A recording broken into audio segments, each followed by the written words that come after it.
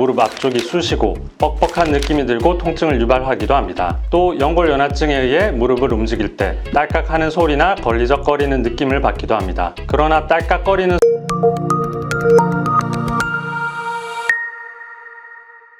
안녕하십니까. 울산 좋은삼정병원 정형외과 최영진입니다. 오늘은 무릎 연골연화증에 대해서 말씀드리겠습니다.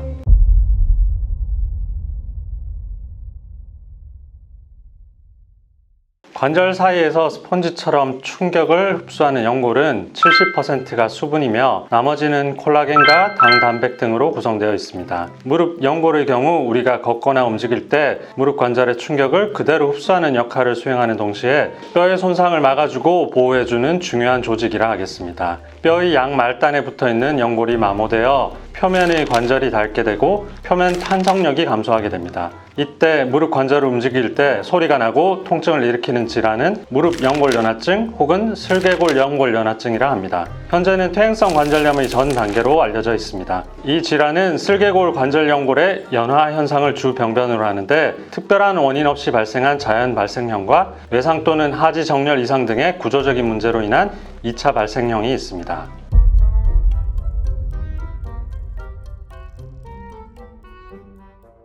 먼저 무릎 연골연화증이 발생되는 원인은 무릎을 심하게 부딪혔거나 골절 탈구와 같은 외상에 의해 발생할 수 있고, 외상이 없다 하더라도 갑자기 무리한 운동을 하거나 무릎을 과도하게 사용하는 경우 혹은 운동 부족으로 인하여 무릎 연골연화증이 발생하기도 합니다. 이뿐만 아니라 잘못된 자세도 이 질환을 유발하는데요. 쪼그려 앉거나 다리를 꼬는 자세, 한 자세로 장시간 앉아 있거나 서 있는 자세는 연골에 무리를 줄 수 있습니다. 무릎 통증으로 병원을 방문하는 젊은 여성 중 연골연화증의 증상을 호소하는 여성이 적지 않습니다. 보통 남성에 비해 여성이 근육량이 적고 출산으로 인한 골반의 변화라든가 무리한 다이어트를 했을 때 또는 하이힐과 같은 신발을 신어 무게중심이 앞쪽으로 쏠려 발바닥 전체로 고르게 분산되지 못하고 무릎 앞쪽 연골에 압박이 가해지게 되어 여성에서 발생 가능성이 더욱 높다고 할 수 있습니다.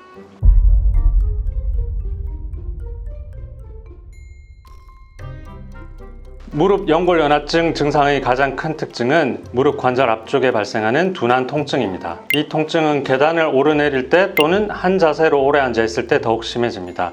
오래 앉아서 영화를 보거나 자동차 또는 비행기에 긴 시간 앉아 있다가 일어설 때 무릎 앞쪽이 쑤시고 뻑뻑한 느낌이 들고 통증을 유발하기도 합니다. 또 연골연화증에 의해 무릎을 움직일 때 딸깍하는 소리나 걸리적거리는 느낌을 받기도 합니다. 그러나 딸깍거리는 소리가 있다고 해서 반드시 연골이 손상된 것은 아니기 때문에 이런 증상이 있다면 반드시 정형외과 전문의의 자세한 상담을 받는 것이 좋습니다.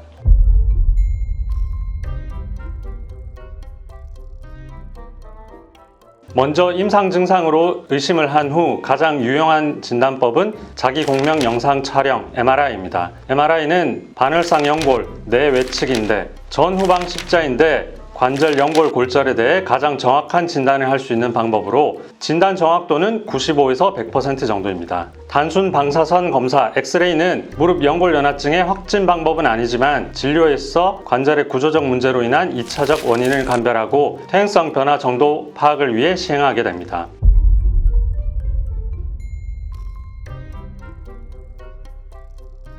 최근 시행하는 검사 방법으로 관절경이라는 일종의 내시경을 이용한 외과적 조치입니다. 이것은 무릎 부위를 채소 절개하여 광섬유 카메라를 무릎 내부에 삽입해 무릎 구조물을 들여다보는 방법인데요. 의사가 무릎 내부의 구조물을 직접 확인하고 동시에 수술도 진행할 수 있는 장점이 있습니다. 가느다랗고 긴 관절 내시경은 관절이 움직이는 상태에서의 구조물의 부딪힘, 연골판과 연골의 미세한 손상까지도 실시간으로 진단할 수 있어 가장 정확한 무릎의 상태를 확인할 수 있습니다.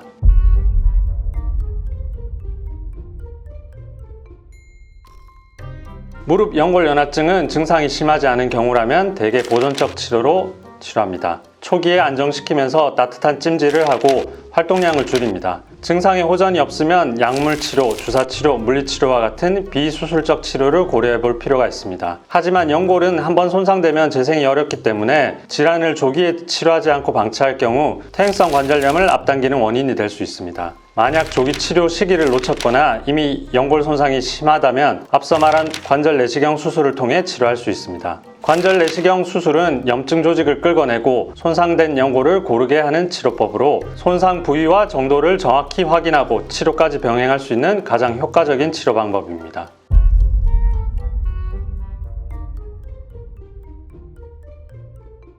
무릎 연골연화증 등 무릎 관절 질환을 예방하기 위해서는 쪼그리고 앉는 자세를 피하고 무릎 연골에 무리를 줄 수 있는 등산이나 계단 오르내리기를 피하는 것이 좋습니다. 무리한 다이어트는 뼈 건강에 나쁘기 때문에 고른 영양 섭취가 필요하며 여성의 경우 장시간 하이힐을 신지 않고 주의할 필요가 있습니다. 운동은 신체 능력에 맞게끔 관절 건강을 지키면서 진행해야 하며 평소 무릎에 부담을 많이 느낀다면 관절의 무리를 최소화하면서도 운동 효과가 높은 수영, 자전거 타기, 평지 빠르게 걷기가 적절하겠습니다.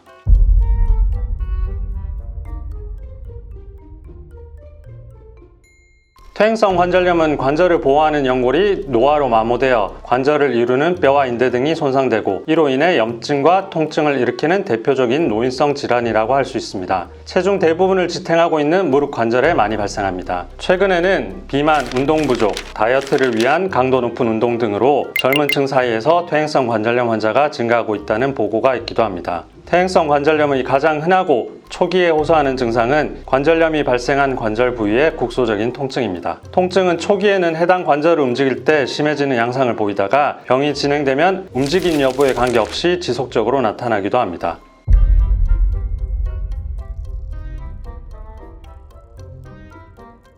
퇴행성 관절염 혹은 무릎 관절이 퇴행성 변화를 겪게 되면 관절이 제 기능을 못하게 되고 심한 통증은 물론 정상적으로 걷는 것이 어려워지거나 심한 경우 관절 모양의 변형이 발생하기도 합니다. 따라서 증상이 있는 경우 빠른 치료가 필수적이라 하겠습니다. 보통 초기에는 약물이나 주사를 이용해 치료를 시행하게 되지만 무릎 관절이 심하게 손상되어 일상생활이 힘든 경우나 호전이 안 될 때는 인공관절 치환술을 시행하기도 합니다. 인공관절 치환술은 손상된 무릎 관절뼈를 제거하고 그 부위에 특수한 재질로 만들어진 인공관절을 삽입하여 통증을 없애고 관절의 기능을 회복하는 치료법입니다. 최근 퇴행성 관절염 중등도 단계에서는 줄기세포 치료, 유전자 치료 등의 새로운 치료법이 다양하게 시도되고 있어 환자 상태에 따라 적절한 치료법 선택이 필요하겠습니다.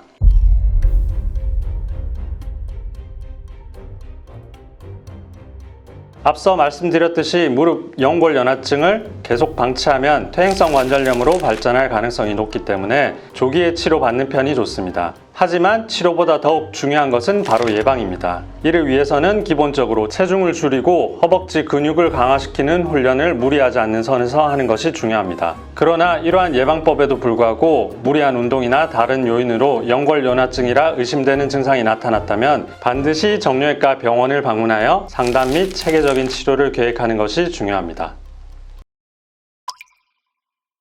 이번 영상이 도움이 되셨다면 구독과 좋아요 부탁드립니다. 저는 좋은삼정병원 정형외과 최영진 과장이었습니다. 감사합니다.